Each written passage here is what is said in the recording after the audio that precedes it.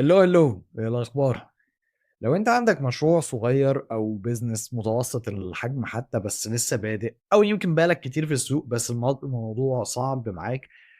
عادة هتلاقي إن واحدة من أكبر التحديات بالنسبة لك هي الماركتينج بشكل عام، وأنت أصلًا ممكن تكون متخصص جدًا في مجالك وفاهمه بعمق، فاهم تجارتك كويس، فاهم الbusiness بتاعك، فاهم الخدمة اللي أنت بتقدمها، أيًا كان نوع المشروع اللي أنت فاهمه، ممكن تكون فاهمه بشكل عميق جدًا، ممكن تكون أنت دكتور أسنان وأنت فعلًا واحد من أشطر دكاترة الأسنان اللي موجودة مثلًا، أو صيدلية وأنت كصيدلي عندك خبرة وعارف توفّر أدوية صعب إن هي تكون موجودة في السوق، أو حتى إن أنت حد عنده store online بيبيع ملابس أو بيبيع أي منتج في الدنيا، وتكون فعلًا أنت مميز في منتجك أو في خدمتك وفاهم مجالك كويس جدًا، ولكن مع ذلك أحيانًا ناس كتير بتصطدم بحقيقة إن الدنيا مش ماشية معاه كويس، هو مش عارف يبيع كويس، أو شايف حتى إن منافسينه سابقينه بكتير أوي، يعني أنت ممكن تحس إن منافسك سابقك رغم إن أنت أحسن منّه وأنت عارف كويس إن أنت أحسن منّه على مستوى الخامات أو على مستوى الخدمة أو أيًا كان المستوى اللي إحنا بنتكلّم عليه، ولكن بنيجي هنا للنقطة الأهم ألا وهي الmarketing أو التسويق. عادةً لو أنت مش متميّز أوي في التسويق، فمش مهم قد إيه أنت شاطر في خدمتك أو منتجك حلوين، لإن أنت بمنتهى البساطة ساعتها ما فيش حد هيعرف أصلًا إن أنت شاطر أو إن أنت مميز، لإن أنت مش عارف تقول ده ومش عارف تبرز ده. ويمكن من خبرتي ناس كتير جدًا بتواجه مشكلة إن هو ممكن يجيب marketing agency يشتغل معاها أو حتى يعيّن team in-house، ولكن في النهاية الأمور دايمًا بتنتهي معاه بفشل ذريع. وللأسف السبب البسيط هو إن أنت نَفْسك ما ذاكرتش تسويق على الأقل كbusiness owner بما يكفي إن هو يحطّك على الطريق الصح اللي يسمح لك إنّك توجّه الmarketing agency اللي أنت هتشتغل معاها أو الteam اللي أنت هتعمل له hiring إنه يمشي معاك في الطريق الصح. قد يكونوا هم ناس خبرة جدًا، جدًا في مجالها، بس لو أنت ما عندكش الرؤية المضبوطة للbusiness بتاعك كmarketing أو كتسويق، فأنت هتعاني كتير وهتتعب جدًا، جدًا، جدًا. إحنا في الحلقة دي ودي أول حلقة على قناة اليوتيوب عندي، وأتمنى إنها تعجبك يعني بإذن الله. هنشرح كتاب أو هنشرح إزاي نعمل خطة تسويقية بسيطة ب يعني فعلًا هو أصلًا اسم الكتاب The One Page Marketing Plan أو خطة تسويقية من صفحة واحدة، وهو فعلًا كل الهدف منه إن هو يعلّمك إزاي تعمل خطة تسويقية تكون بتلمس الأرض فعلًا، سيبك من كلام الكتب، سيبك من المرجعيات، سيبك من الmarketing plans الضخمة اللي فيها strategies وحاجات معقدة، ممكن أبقى أشرحها قدّام، ولكن عادةً آآ يعني أنت لو حد بيبدأ في التسويق أو ما عندوش خبرة كبيرة، أنت مش عايز حاجة تتوّهك، أنت مش عايز حاجة فيها تنظير أو تحس إن هو كلام دكاترة جامعة وخلاص أو كلام نظري، لأ، أنت عايز اللي يجيب فلوس، أنت عايز التمنّظ، أنت عايز اللي تدخل بيه وتعرف بيه فعلًا إن أنت تكتسح السوق بتاعك أو على الأقل تثبت وجودك وواحدة، واحدة تطوّر من نَفْسك في السوق. فده اللي هنشرحه النهارده، إن شاء الله هاشرح لك إزاي تعمل خطة تسويقية بسيطة من صفحة واحدة، ولكن تكون عملية وتساعدك إنك تمشي أو تاخد الخطوات الأولى في الطريق الصح.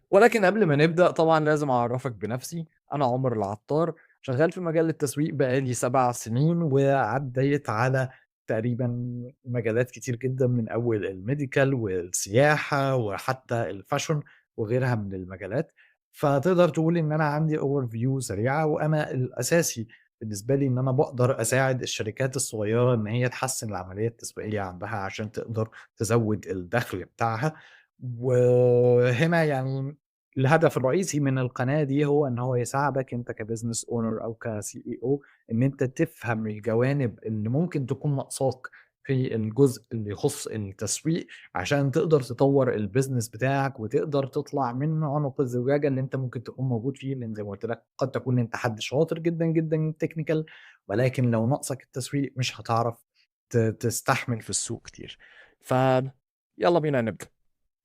ولكن قبل ما نبدأ بس أنا حابب أعرّفك إن أنا مجهّز بالفعل template هاسيبه لك في الdescription، تقدر تدخل عليه وتعمل منّه copy وتشتغل عليه بنفسك. هو عبارة عن ملف Word بسيط جدًا موجود فيه كل حاجة هنشرحها النهارده بالخطوات، يقدر يساعدك أو إن أنت من خلال بس إن أنت تملى الفراغات دي هتقدر تعرف إيه اللي مطلوب منك، وهتنتهي في النهاية إن أنت معاك الخطة التسويقية بتاعتك كاملة مكملة وبخطوات تقريبًا بسيطة. كل اللي عليك إن أنت تتفرج على الفيديو ده عشان تفهم المبدأ وراها، وهتعرف تعمل ده لوحدك. وكمان هاسيب لك معاه حتى ممكن ملف تاني، ألا وهو ملف هيكون فيه زي مثال هنشرح عليه النهارده، وهو store ألعاب أطفال.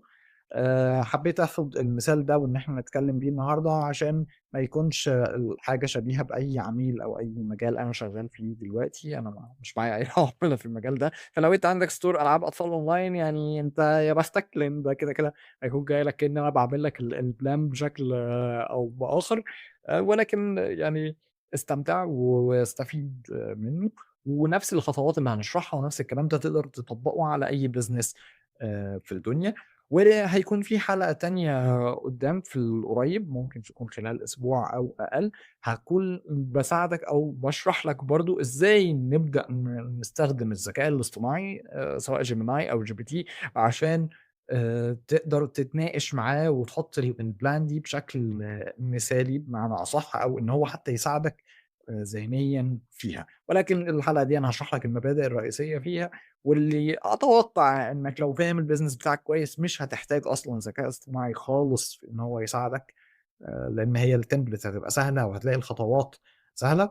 ف يعني ده بس تنويه سريع كده حبيت أعرّفه لك عشان تدخل على الdescription وتحمّل أو تعمل copy من الملفات دي وتستفيد إن شاء الله. ويالّا بينا. بشكل مبدئي خلّيني أدّيك فكرة عن الكتاب بيقول إيه، وإيه اللي بيحاول يوصّله لك عشان تعرف إيه الخطوات اللي إحنا بنمشي عليها وإحنا بنحُط الخطة التسويقية بتاعتنا.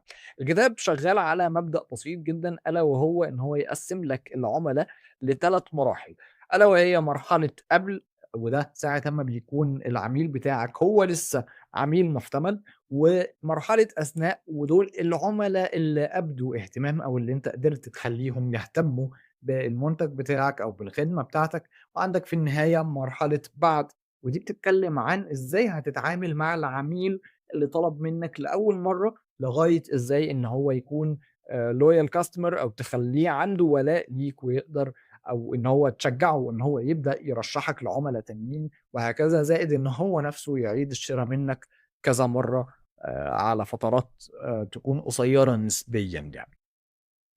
وفي البداية هنتكلّم عن مرحلة قبل، واللي هي بتتكوّن من 3 خطوات. هو زي ما أنت تقدر تاخُد بالك الخطة كُلّها أصلًا مكوّنة من 9 خطوات بس مش أكتر، كل مرحلة مقسّمة ل3 خطوات.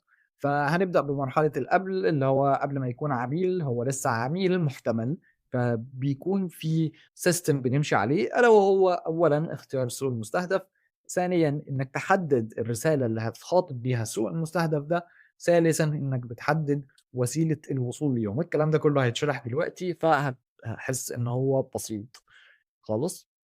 في البداية مرحلة اختيار السوق المستهدف هي المرحلة اللي أنت بتُقف فيها بتفكّر وبتقرّر أنت هتبقى بتكلّم مين، ومين الناس اللي أنت هتحاول إن أنت تبيع لهم منتجك أو خدمتك. وده بتقدر تحققه من خلال 3 أسئلة بسيطة جدًا، ألا وهو إيه وصف العميل المثالي بتاعي، ثانيًا إيه الخصائص الديموغرافية بتاعته زي سِنُّه، الgender بتاعه أو الجنس ذكر أو أنثى يعني، وطبعًا الlocation بتاعه هو عايش فين وهكذا. مستواه الدخلي قد إيه، مستواه مستوى دخله قد إيه تقريبًا وهكذا. والسؤال التالت ألا وهو إيه المشاكل والآلام اللي العميل ده بيمُر بيها في حياته اليومية.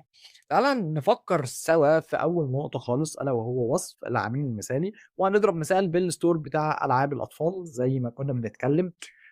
أنت بتبدأ تفكّر أنت عايز تستهدف مين. فعلى سبيل المثال هنتكلّم عن الstore وهنقول إن مثلًا أنا عندي الstore ده وعايز أستهدف الأمهات اللي مهتمين بصحّة أطفالهم وعايزين يبعدوا أطفالهم عن مَسكة الموبايل. فالناس دي عايزة إن هي تقدّم لأطفالها أولًا ألعاب صحّية، يكون البلاستيك بتاعها نضيف، ما يكونش الدهان بتاعه أو الألوان بتاعته بتطلع أو ممكن تكون فيها أي مواد مُخرططة أو كده، بالإضافة إن هم مهتمين جدًا بالألعاب اللي بتنمّي القدرات الإدراكية وقدرات الذكاء مثلًا عند الطفل. فأنت هنا بتوصفهم بإن هم الأمهات اللي غالبًا طبعًا في السِن من 25 ل45 سَنة، إحنا هنا بنترجمها لخصائص ديموغرافية بقى، وغالبًا مثلًا لو أنت بتخدم في القاهرة الكبرى بس، فأنت هتقول إن هم سكان القاهرة والجيزة، إلا لو أنت قادر إن أنت تشحن على مستوى مصر كلّها، فعادةً مثلًا بتتوقع إن هم يعتبروا من طبقة B+ أو الطبقة المتوسطة العُليا أو عشان مثلًا لو أنت منتجاتك مش رخيصة أوي، ولكن في نفس الوقت هي مش غالية، فبتبدأ تفترض إن هي للطبقة المتوسطة العُليا والطبقة الغنية، بالتالي بتبدأ تحاول تتارجت أو بتفكّر إن هم غالبًا من سكان المُدن، وإن هم طبعًا كلّهم حاصلين على تعليم عالي في معظم الحالات، خريجين جامعات على الأقل، كل ده تبع الخصائص الديموغرافية يُعتبر، وبالشكل هم مين وفين، ب يعني سنهم إيه، الgender بتاعهم، إحنا هنا طبعًا بنتكلم على بنات المقام الأول في حالة المثال بتاعي، لكن أنت تقدر تطبّق بقى على الbusiness بتاعك وتعرف مين العميل المثالي بتاعك. طبعًا بتبدأ تفكّر في إيه المشاكل والآلام اللي هُم بيعانوا منهم، وبالتالي إيه المكاسب اللي آه. شرحته شوية اسمه value proposition mapping، تقدر تsearch عليه لغاية أنا باشرحه أنا في حلقة قدّام، ولكن إحنا هنقوله دلوقتي بشكله البسيط جدًا، ألا وهو إن أنت مثلًا بتعرف المشاكل بتاعتهم، زي في حالة المثال اللي أنا باقوله، هي خايفة على أطفالها، الأم دي خايفة على أطفالها من الألعاب الرخيصة اللي ممكن يكون الدهان بتاعها بيطلع أو يكون في أي مواد مسرطنة، بالتالي لو الطفل حطّه في بُقّه أو كده تكون مشكلة. ثانيًا هي مش حابة نهائي إن طفلها يكون بيمسك الموبايل وعايزة تشغله في أي حاجة بعيدة عن الموبايل. ثالثًا هي عايزة تضمن إن هو مستواه الإدراكي ومستويات ذكائه تتحسّن، بالتالي هي عايزاه حتى لمّا يلعب تبقى الألعاب دي بتساعده إن هو يستكشف وبتساعده إن هو يفهم العالم أفضل أو إن مستوى ذكائه يزيد من خلالها. فدي المشاكل والآلام اللي هي بتخاف منها، بالتالي أنت تقدر تقدّم لها الألعاب اللي بتخدم الهدف بتاعها، بالتالي تكون عالجت لها المشاكل أو الآلام اللي هي بتبقى منها بشكل رئيسي. لمّا بتعرف الشكل السوق المستهدف بتاعك، حددت أنت بتتارجت مين، مين الaudience بتاعك، مين العميل المثالي بتاعك زي ما قُلنا بخصائصه الديموغرافية والمشاكل والآلام اللي بيمُر بيها، بتنتقل بقى للمرحلة اللي بعدها على طول، ألا وهي أنت هتوجّه إيه للسوق ده أو هتتكلم مع السوق ده بأنهي شكل، هتقول له إيه. فأنت هنا بتقسّمها لحاجتين، أولًا إيه العرض الفريد بتاعك أو الunique selling point بتاعك. أنا هاستخدم بعض المصطلحات الإنجليزي هنا طبعًا مع محاولة شرحها، ولكن المصطلحات الإنجليزية مهمة عشان لو أنت قررت إنك عايز ت ت إن أنت تروح تبدأ تدوّر بنفسك ورا المصطلح، لأن كل مصطلح فيهم آآ يعني وراه يعني يكاد يكون دراسات كاملة وعلم كامل تاني. عمومًا بشكل عام العرض الفريد أو الunique selling point هو بمنتهى البساطة أنت مختلف في إيه عن منافسينك، إيه النقطة اللي عندك ومش موجودة غير عندك أنت وبس. يعني مثلًا في حالة الstore اللي إحنا بنتكلم عليه، فهنقول إن إحنا بنوفّر ألعاب بجودة عالية، والألعاب دي هي كلّها تقريبًا فيها بتنمّي المهارات الإدراكية للأطفال بشكل أو بآخر زي ما قُلنا، فده الunique selling point بتاعتنا، دي نقطة البيع أو العرض الفريد بتاعنا، إن إحنا اللي بنساعد طفلك إن هو يكون عنده ألعاب مفيدة من ناحية وصحية من ناحية تانية ما فيهاش أي أضرار. وهنا بتبدأ تفكّر في الخطوة اللي بعدها، ألا وهي إيه العرض الذي لا يُقاوم، أنت هتقدّم إيه أو إيه الoffer القوي اللي هتقدّمه للaudience بتاعك أو للسوق بتاعك.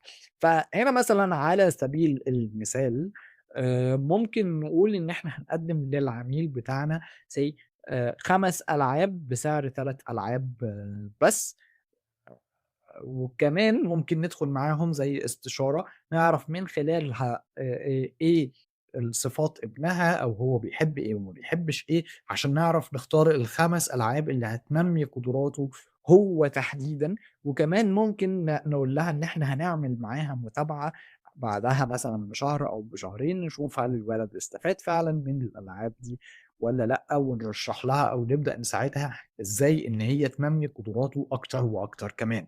يعني ده على سبيل المثال. طبعًا أنت بقى في الbusiness بتاعك فكّر إيه العرض الذي لا يُقاوم اللي أنت تقدر تقدّمه للعميل بتاعك، إيه العرض اللي لو قدّمته للعميل هتبقى فعلًا، فعلًا صعب جدًا إن هو يتجاهله. وخُد بالك مش دايمًا العرض معناه سعر، عشان الحتّة دي لازم الناس تاخد بالها منها. أنت ممكن تكون بتقدّم سعر رخيص ولكن دي أحيان كتير ما بتبقاش ميزة. وأنا اتعاملت مع clients كتير أو مع عُملا كتير كانوا بييجوا لي لمّا أسأله أنت إيه ميزتك، يقول لي أنا أرخص سعر في السوق. بغض النظر عن إن أوقات كتير هو ما بيبقاش عارف إن لأ، في أرخص منه، ولكن الحتّة دي ما بتبقاش دايمًا أفضل حاجة. أحيانًا مطلوب منّك إن أنت تنافس على مستوى الجودة، إن أنت بمنتهى البساطة تقدّم جودة أعلى أو إن أنت تقدّم value أعلى أو إن أنت تقدّم مستوى خدمة قد يكون في خدمة العملا أفضل. في محاور كتير أوي إن أنت ت ت ت تقدّم من خلالها offer غير الفلوس. فأنت مش دايمًا مضطر إن أنت بالضرورة offer يعني discount أو كده، لأ، في ألف طريقة تقدر تعمل بيها offer مناسب للclient بتاعك يكون صعب عليه إن هو يتجاهله أو إن هو يقاومه. تمام. فالسعر مش هو الحاجة الوحيدة اللي بيتعمل عليها عرض أو offer، والdiscount مش هو الترِكّة الوحيدة في الدنيا. في ألف طريقة تانية تعمل بيها offer قوي. أوكي. نيجي للنقطة اللي بعدها وهي النقطة الأخيرة، التالتة والأخيرة في مرحلة before أو مرحلة العملاء المحتملين، ألا وهي أنت حددت الaudience بتاعك وعارف مين السوق بتاعك وعارف إيه احتياجاتهم، وكمان حددت الرسالة بتاعتك. أنت عارف كويس أنت بتوفّر لهم إيه الunique selling point بتاعتك، وبالتالي إيه الoffer القوي اللي صعب مقاومته اللي أنت بتقدّمه للaudience ده. ولكن دلوقتي جه الوقت إن أنت تفكّر أنت هتكلّمهم فين أو هتوصل لهم إزاي. فأنت هنا بتبدأ تحدد إيه الchannels أو القنوات الأساسية اللي أنت هتكلّمهم من خلالها. ثانيًا، إيه الميزانية المبدئية اللي هتستخدمها عشان تتحرّك بالشكل ده. ورغم إن أنا يعني بقى لي 7 سنين خبرة في الdigital marketing تحديدًا، ولكن هو مش دايمًا، دايمًا digital. يعني مش دايمًا بنفكّر إن أوكي الأمهات اللي إحنا بنتكلّم عليهم في الحالة بتاعتنا مثلًا موجودين على Instagram أو إن هم بشكل أساسي مثلًا هنلاقيهم على فيسبوك أو كده، رغم إن ده جزء فعلًا من التفكير بتاعنا وده جزء من اللي بنحدّده القنوات الأساسية. يعني في الحالة دي مثلًا معانا Instagram وفيسبوك بشكل قوي جدًا. ولكن أحيان كتير بتكون القنوات الoffline هي كمان قوية. يعني على سبيل المثال، أنت في حالة زي كده أو في منتج زي اللي أنا باتكلم فيه الstore بتاع ألعاب الأطفال، هو ممكن ينظّم إن هو ينزل الحضانة مثلًا، الحضانات الكبيرة ويتفق معاها ويعمل زي يوم fun day للأطفال بيكون بيلعبوا بالألعاب وفي نفس الوقت بيتيح للأهالي من خلاله إن هم يشتروا المنتج ده. بالتالي هو راح لهم في المكان المناسب ليهم. وممكن إن هو حتى يكون بيلِف على الأماكن أو بينزل البازارات اللي الأمهات اللي في السن ده بتكون منتشرة فيها أو موجودة فيها بشكل مستمر. فبالتالي هتوصل لهم إزاي؟ مش دايمًا digital. أحيانًا كتير بيكون الoffline فيها طرق لذيذة وقوية وتقدر تساعدك. أمّا لمّا هنيجي بقى للجزء بتاع الميزانية فهو آمم، يعني أنت بشكل مبدئي خالص في موضوع الميزانية أنا هاتكلم عنه بعدين وهاعمل فيديو مخصوص عن إزاي تحدد الميزانية بتاعة التسويق. ولكن أنا لمّا باحب أعرّفها لحد أو أقولها، أقول له إيه أكتر رقم تقدر تدفعه لمدة 6 شهور بشكل شهري، يعني لمدة 6 شهور من غير ما تكون مستني عائد مباشر بالضرورة. لأ، أنت بتزرع ومستني إن أنت تبدأ تحصد عادي بعد 6 شهور. فممكن يكون مثلًا في عميل هو جاي لي مستعد إن هو يصرف 200,000 جنيه مثلًا في الشهر، ولكن أكتشف من الكلام معاه إن هو هيصرفها مرة واحدة وهيبقى صعب عليه إن هو يكمّل أكتر من كده لو ما جابتش عوائد مباشرة. ساعتها بافرمله وأقول له لأ، طب تعالَ نحسبها أو نقسّم نفس الميزانية دي على مدار 6 شهور عشان نعرف نتحرّك. أنت لازم تكون عندك القدرة على الاستدامة في الحالة دي. ف بشكل مبدئي أنت بتحدد مثلًا الميزانية المبدئية بتاعتك. تعالَ نفترض إن أنت ما فيش budget خالص، أنت تعتبر معاكش فلوس لده، الميزانية المبدئية تعتبر أقرب للصفر. ساعتها مثلًا لو أنت حددت إن أنت هتستخدم قنوات زي إنستجرام وفيسبوك، بتبدأ تفكر إزاي إن أنت تعمل محتوى مجاني يجذب الناس دي، وفي نفس الوقت ده مش هيكلفك فلوس، أو إن أنت معاك budget بالفعل. بالتالي بتبدأ تفكر هل أنت هتشغّل إعلانات مثلًا على المنصات دي، والّا هتصرف على شراكات إن أنت تنزل فيها مثلًا بازارات زي ما كنا بنقول، أو إن أنت فعلًا تنزل في الحضانة أو كده فيكون ليك تواجد حقيقي، أو حتى إن أنت تقرر إن الميزانية اللي معاك دي أنت هتدفعها لinfluencer مُحدد أو لشخص مثلًا هو خبير في مجال تربية الأطفال عشان يعمل لك marketing أو يتكلم عنك ويعرّفك للaudience بتاعك. فهكذا بتبدأ تحدد بس إيه الchannels اللي جمهورك موجود فيها، وبالتالي إيه الميزانية اللي معاك عشان تعرف تتحرّك وتتارجته بيها. وده كده بمنتهى البساطة نكون خلّصنا أول جزء، ألا وهي إزاي بتتعامل في مرحلة ما قبل الشراء، ألا وهي مرحلة العميل المستهدف. زي ما قُلنا بتختار السوق بتاعك، بتحدد الرسالة التسويقية بتاعتك اللي هتستهدفهم بيها، وفي النهاية بتحدد إيه الطريقة اللي هتوصل لهم من خلالها. ودلوقتي نيجي للمرحلة التانية، واللي هي برضه بتتكوّن من 3 مراحل زي ما اتفقنا، الرابعة والخامسة والسادسة، وهي مرحلة during أو أثناء. ودي المرحلة اللي أنت ساعتها بتركّز على العملاء المهتمين، أو إن أنت قدرت فيها تحوّل العملاء المحتملين لعملاء مهتمين بالمنتج بتاعك، واللي بتحاول فيها إن أنت تعمل ده بالفعل. بنقسّم المرحلة دي ل3 أجزاء. أول مرحلة هو نظام جذب المهتمين، أو اللي بنسميها في الmarketing بالlead generation، وهي المرحلة اللي بنبدأ ناخد فيها البيانات اللي نقدر من خلالها نتواصل مع العملا بتوعنا عشان نبعت لهم الmarketing messages بتوعنا وهكذا. والمرحلة التانية هي مرحلة نظام رعاية المهتمين، أو الطريقة اللي أنت بتهتم بيها بالleads اللي معاك أو بالعملا اللي معاك، عشان تقدر مع الوقت إن أنت تحوّلهم لعميل حقيقي من خلال الخطوة التالتة في المرحلة التانية، وهي استراتيجية تحويل المبيعات، اللي هو أنت إزاي هتحوّل العميل اللي أبدأ اهتمامه لعميل حقيقي بالفعل يقدر إن هو أو يكون مستعد إن هو يدفع لك فلوس في مقابل إن هو يحصل على الخدمة أو المنتج اللي أنت بتقدّمه. وفي النقطة دي إحنا ممكن نبدأ بنظام جذب المهتمين، وهو بيتقسّم معانا لنقطتين بساط جدًا بنفكّر فيهم، ألا وهو مرحلة الlead magnet أو المغناطيس، ومرحلة وإن أنت تفكّر إزاي هتجمّع البيانات دي. بس هو إيه أصلًا lead magnet؟ lead magnet هو بمنتهى البساطة concept اللي هو إيه الشيء اللي أنت هتقدّمه للعميل بتاعك في مقابل إن هو يسيب لك بيانات التواصل بتاعته. في الحالة بتاعتنا مثلًا في المثال اللي إحنا بنتكلم فيه store ألعاب أطفال، أنا ممكن أقدّم الlead magnet بتاعي يكون عبارة عن اختبار شخصية بيتبعت للطفل يعرّف الأم إيه نقاط القوة والضعف بتاعة ابنها، وإيه أنواع الذكاء اللي هو محقق فيها رقم عالي، وبالتالي إيه اللي هو محتاج يشتغل عليه أو هي محتاجة تساعده إن هو ينمّيه أكتر.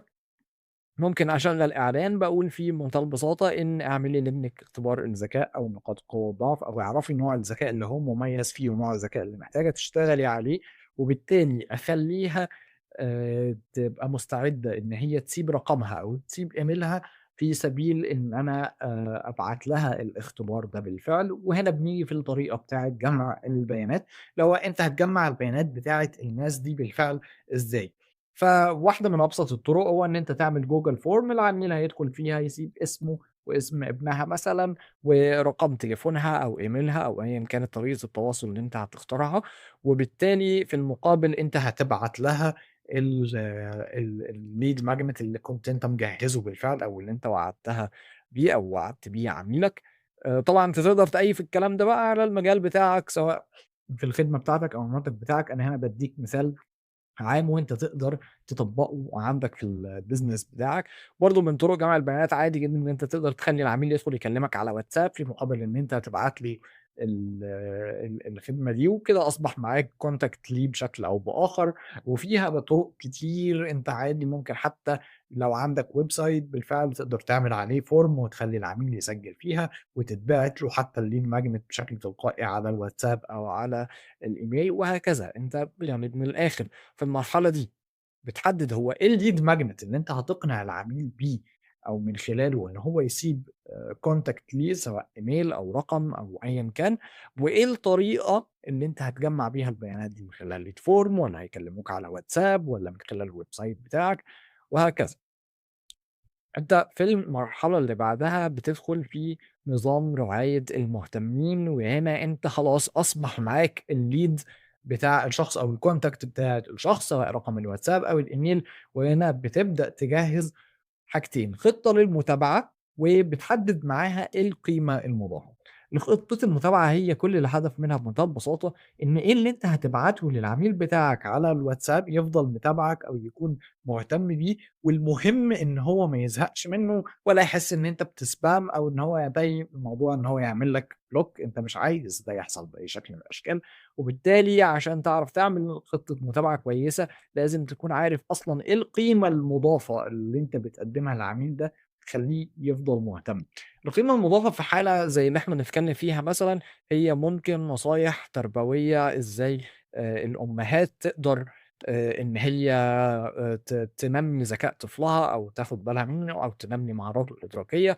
مثلًا إن هي إزاي من الآخر، يعني هي بتكون القيمة المضافة هو الشيء اللي هي عايزة تعرفه ومهتمة بيه بشكل مستمر. وخطة المتابعة في الحالة دي ممكن يكون إن أنا باقدّم القيمة المضافة عن طريق إن أنا أبعت لها مثلًا فيديو أو مقال أو بوست بيتكلم عن إيه الألعاب اللي بتنمّي ذكاء الطفل، وده يعني متعلق بالتخصص بتاعي كstore ألعاب أطفال. أو إيه الألعاب اللي خطر على الطفل وما تجيبيهالوش بأي شكل من الأشكال. وهكذا بقى من أنواع المحتوى. أو حتى ممكن تبعت reviews لعُملا سابقين بتورّيها فيها إن يعني هم بيحكوا فيها إن هم استفادوا من اللعبة الفلانية، أو إن ابنهم أو طفلهم كان فعلًا سعيد باللعبة الفلانية، وإن هي إزاي قدرت تعلّي مستوى قدراته في جانب معيّن، مثلًا في القدرات التحليلية أو إلى آخره بقى من الاحتمالات أو الحاجات اللي أنتِ تقدر تبعتها. بس بشكل عام لازم تكون الحاجة اللي أنت بتبعتها للclient بتاعك أو للعميل بتاعك ما تخلّيهوش يحس بالملل، ما يخلّيهوش يحس إن أنت spam، أنت حد بتقدّم له قيمة مضافة حقيقية. وهنا بنيجي للمرحلة التالتة وهي استراتيجية تحويل المبيعات، أو من الآخر بالبلدي أنت هتبيع إزاي للعميل بتاعك. وهنا أنت بتحدد حاجتين: طريقة البيع واستراتيجية تقليل المخاطر. طريقة البيع بمنتهى البساطة هو أنت هتبيع له إزاي؟ هل عندك ويب سايت العميل هيطلب أونلاين من خلاله، والّا عندك محلات لازم يروحها، والّا أنت موجود في بعض المولات ليك booth صغير يقدر ييجي لك فيه، والّا بمنتهى البساطة أنت ما عندكش ويب سايت ولا عندك محلات، بس هو العميل يقدر يطلب المنتج من خلال واتساب أو من خلال الpage بتاعة فيسبوك. أيًا كان الطريقة، ولكن أنت بتحددها وبتعرف بالضبط العميل هيطلب المنتج أو الخدمة إزاي. وبساعتها بتبدأ تفكّر في نقطة تانية جدًا، ألا وهي إن إزاي أنت هتقلل المخاطر. خلّينا متفقين إن السوق المصري يعني للأسف فيه مشاكل كتير جدًا كلّنا عارفينها، زي إن في آمم، لمّا بتيجي تطلب حاجة أونلاين ممكن تتفاجئ إن المنتج اللي جاي لك مش هو اللي أنت طلبته، أو مش بالquality اللي أنت كنت مستنيها، أو هم كانوا بيعملوا له marketing بشكل معيّن، ولكن الحقيقة اتضح إن هي في شكل تاني خالص بعيد عن كل توقعاتك. وده بيخلّي العميل في كل حتّة في العالم، ولكن في مصر بالذات بدرجة أعلى، بيكون خايف وهو بيشتري أي منتج أو وهو بيطلب أي خدمة، وبيكون عنده تردُّد عالي. وأنت هنا دورك إن أنت تقلل المخاطر على العميل ده، وتدّي له ضمانات تخلّيه مش خايف إن هو يطلب منّك. من ضمن الحاجات دي إن أنت ممكن تعمل له زي مثلًا لو أنت بتقدّم خدمة ممكن تدّي له فترة تجريبية يقدر يجرّب فيها الخدمة دي بشكل مجاني ويقدر يوقّف الاشتراك مثلًا. أو في حالة المثال بتاعنا بقى، أنا store بتاع بابيع ألعاب أطفال، فأنا أقدر أقول لها إن عندِك 14 يوم لو المنتج ده ما عجبكيش أو ما عجبش طفلِك أو ما لقيتيهوش بالمواصفات اللي إحنا وعدناكِ بيها، تقدري تكلمينا وتبعتي لنا المنتج ده، وهنعمل لِك 100% refund أو هنرجّع لِك فلوسِك بالكامل، بالإضافة كمان لمصاريف الشحن اللي أنتِ كنتِ دفعتيها قبل كده. بالتالي أنتِ حرفيًا ما خسرتيش أي حاجة، zero risk. وده نقدر ننفّذه للعُملا بالفعل، وساعتها بتكون التجربة يعني تكاد تكون مثالية، وتكاد تكون بتقلل من الآخر على العميل خوفه، بالتالي بيبقى سهل عليه إن هو يطلب منّك لإن ما فيش مخاطر، وهكذا بقى بتفكّر في الموضوع على حسب المجال بتاعك، كل واحد ومجاله، ممكن تخلّيها عن طريق حاجة فترة تجريبية، ممكن تخلّي في ضمان معيّن، تدّي ضمان 5 سنين، 10 سنين على المنتج بتاعك لو ده ممكن، وهكذا. لازم دايمًا تفكّر إزاي هتخلّي العميل بتاعك مش خايف إن هو يطلب المنتج، لإن هو عارف إن لو طلبه لقاه مش على مستوى التوقعات أو لقاه منتج مش ألذ حاجة في الدنيا، بمنتهى البساطة يقدر يرجّعه أو يقدر يستبدله أو يقدر إن هو يتخلّص من المشكلة اللي هو وقع فيها بأي شكل من الأشكال. من الآخر هو مش هيحس إن هو لبس، وده أهم نقطة. وكده نكون خلّصنا المرحلة التانية وهي مرحلة during أو أثناء دي بتاعة العملاء المهتمين، وساعتها هندخل على المرحلة التالتة وهو مرحلة بعد أو مرحلة العملاء الحاليين، وهو المرحلة اللي فيها العميل بيبقى طلب منّك المنتج أو الخدمة لأول مرّة. مرحلة بعد أو مرحلة العميل الحالي هي كمان بتتقسّم ل3 خطوات وهم آخر 3 خطوات بالفعل، ألا وهي تقديم تجربة عالمية المستوى، تجربة محترمة جدًا للعميل بتاعك بعد أمّا قرر إن هو يطلب منّك المنتج أو الخدمة، والمرحلة التانية هي زيادة القيمة الحيوية للعميل أو اللي بنسميه في الmarketing الlifetime value، وده مصطلح مهم جدًا، جدًا، جدًا.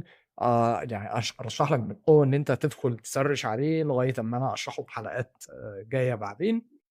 والمرحلة الأخيرة هي تحفيز وتنظيم الترشيحات، اللي هو أنت بتبدأ تعمل system يخلّي الناس ترشّحك لبعضيها وتعرف تاخد منهم reviews وهكذا. فهنبدأ بأول خطوة سوا، ألا وهي مرحلة تقديم تجربة عالمية. أنت هنا بتقسّمها لنقطتين، أولًا أنت بتفكّر في خطوات الاستقبال بتاعة العميل بتاعك أو إزاي هتعمل له onboarding. ففي حالة المثال مثلًا اللي إحنا بنعمله دلوقتي، أنا ممكن تكون العميلة طلبت منّي بالفعل من خلال الwebsite أو من خلال الstore لعبة معيّنة لطفلها. ساعتها say مثلًا من ضمن الخطوات اللي هنمشيها هتكون أو التجربة اللي هاعيّش العميل فيها هي إن أنا هابدأ معاها بإن أنا أعمل لها welcome call.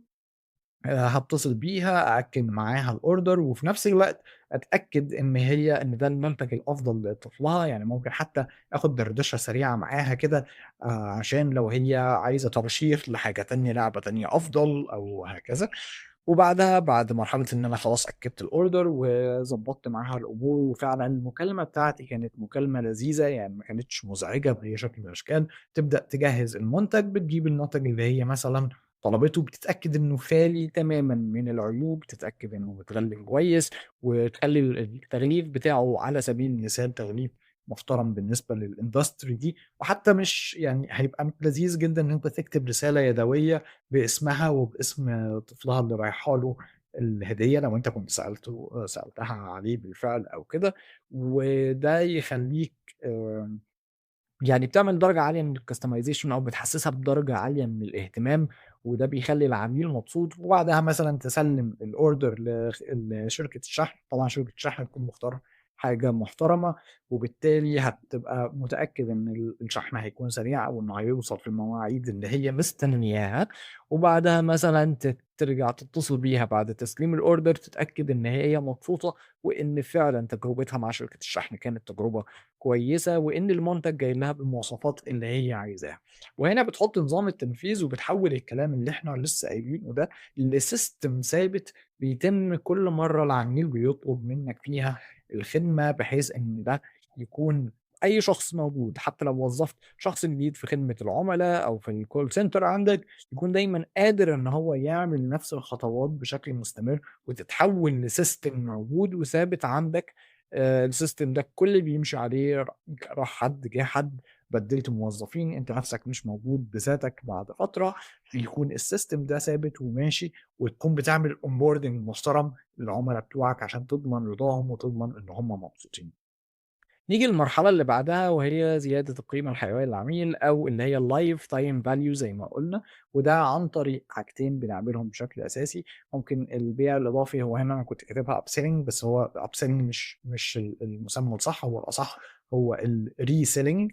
لأن الأبسيلينج هو معناه إن أنت بتخلي العميل يشتري منتج أو خدمة أعلى أو أفضل من المنتج اللي كان طلبه بالفعل، ولكن هنا إحنا عايزين العميل يرجع يشتري مننا تاني بعد فترة، وخصوصًا لو إحنا كنا متأكدين إن هو مبسوط من التجربة اللي فاتت، وإن هو يكون بيكرر الشرا عدد مرات معيّنة. فمثلًا العميل اللي كان هيشتري منك مرة في السنة، أنت بتحاول إن أنت تبني معاه سيستم متابعة وسيستم يكون مُرضي ليه، بحيث إنك تخلّيه بيشتري 3 أو 4 مرات في السنة، بالتالي بتعلّي القيمة بتاعته الlifetime value أو القيمة السنوية بتاعته اللي بيدخّلها لك كفلوس كإيرادات.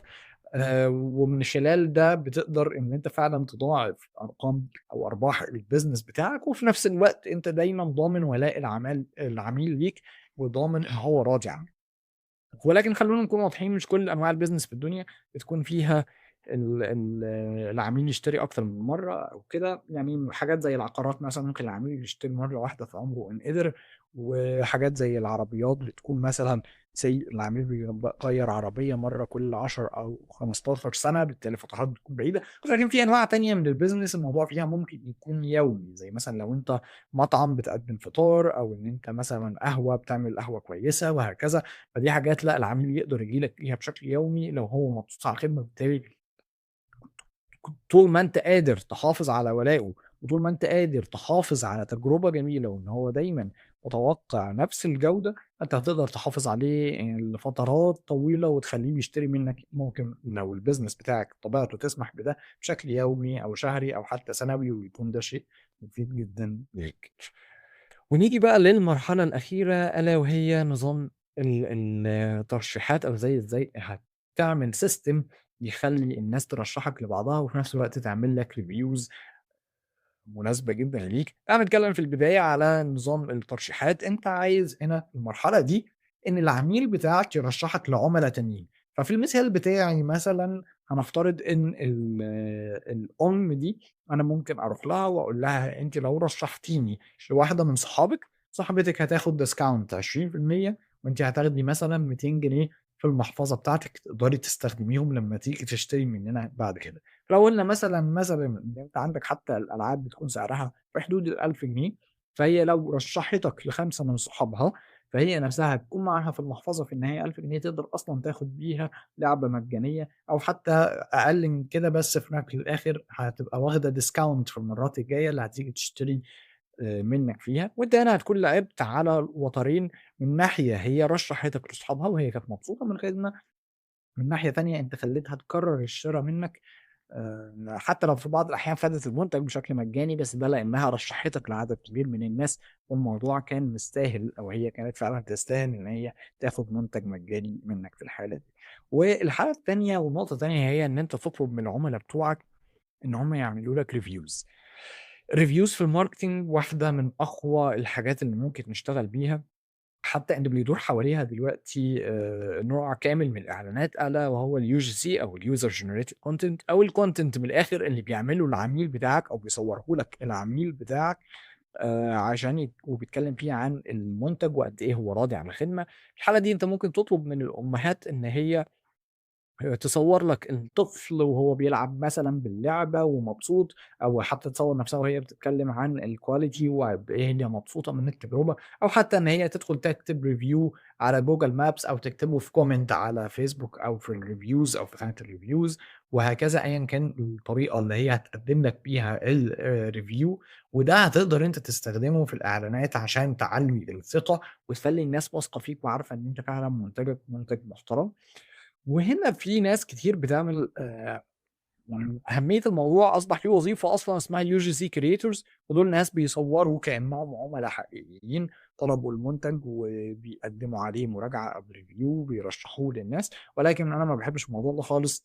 أنا باميل دايمًا، دايمًا، دايمًا إن أنت تحوّل أو تحاول تطلع من العُملا بتوعك بفيديوهات حقيقية تقدر تستخدمها، أولًا لإن عميلك النهائي أحيانًا بيستشعر وبيعرف يميّز ما بين الشخص اللي بيعمل فيديو عشان هو قابض، عشان هو واخد فلوس، إن هو مش من الaudience بتاعك حتى ولا كان مهتم، وبين العميل الحقيقي اللي مبسوط واللي راضي. حتى لو العميل الحقيقي ده أنت مثلًا هتدّي له فلوس مقابل ده، زي مثلًا 200 جنيه في المحفظة بتاعتها، أو حتى cash back فوري، أو discount لمّا تيجي تطلب المرّة الجاية، أيًا كانت الطريقة، هو كلّه legal طالما هي عميلة حقيقية مبسوطة، الخدمة فعلًا كانت كويسة، وريفيو حقيقي أنت مش ملّيها فيه أي حاجة وطالع بشكل تلقائي منها.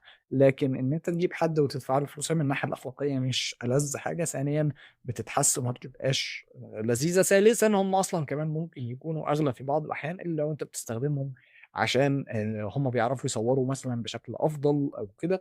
ولكن حتى في الحالة دي يُفضّل إن العميل يبقى عارف إن ده شخص بيmarket للمنتج، مش إن هو بالضرورة حد آآ عميل حقيقي، يعني للمصداقية وللأمانة في المقام الأول. وبس كده إحنا نبقى اتكلّمنا على إزاي تعمل خطة تسويقية فعلية، ما هياش كلام نظري مكوّنة من صفحة واحدة، مبنية على الكتاب بتاع The One Page Marketing Plan لألان ديب. بالمناسبة الكتاب ده هتلاقيه منتشر في مصر، هتلاقيه موجود في كل حتة، سواء في المكتبات، هتلاقيه أحيانًا على الرصيف، هتلاقي في منه نسخة بالعربي يعني منتشرة عادي. أنصحكم جدًا، جدًا إن أنتم تقروه، لإن هو هيكون مفيد جدًا. وفي نفس الوقت أنا هابعت لكم أو هتلاقوا في الdescription الtemplate اللي تقدر من خلاله إن أنت تنفذ الخطة دي وتفكر فيها. زي ما قُلت لك دي مش كلام نظري، ده كلام أنت لو اخترته وطبّقته ونفّذته واشتغلت مع الinternal team عندك أو مع الmarketing agency عندك عشان تستخدمه في الmarketing، أنت هتعرف تتحرّك بخطوات قوية الbusiness بتاعك، أو هيتحرّك في حتّة كويسة جدًا، سواء كنت بتبيع منتج معيّن أو بتقدّم خدمة. في كل الأحوال هتلاحظ تغيُّر كبير في مسارك في الحياة. وزي ما قُلت لكم قبل كده، قريب جدًا هانزّل فيديو تاني باقول لك إزاي تقدر بمساعدة الذكاء الاصطناعي إن أنت تحُط الplan دي أو إن أنت تعملها. وإن كنت ما أفضّلش ده لو أنت عندك الأمور واضحة أو أنت عارف بالفعل أغلب الكلام ده وتقدر تفكّر فيه وتحُطّه. ولكن في بعض الأحيان ممكن تكون الأمور معقّدة، أو أنت محتاج مثلًا على سبيل المثال يعني إنك تحدد unique selling point أنت بالفعل ما عندكش دلوقتي ومحتاج تختار حاجة أو تفكّر في حاجة، ساعتها ممكن تحتاج بالفعل مساعدة من أدوات الذكاء الاصطناعي أو كده. وهاعلّمك ده في حلقة جاية قريب جدًا أو الحلقة اللي جاية على طول بإذن الله. وما تنساش الtemplate في الdescription، حمّله واستفيد بيه. يالّا سلام.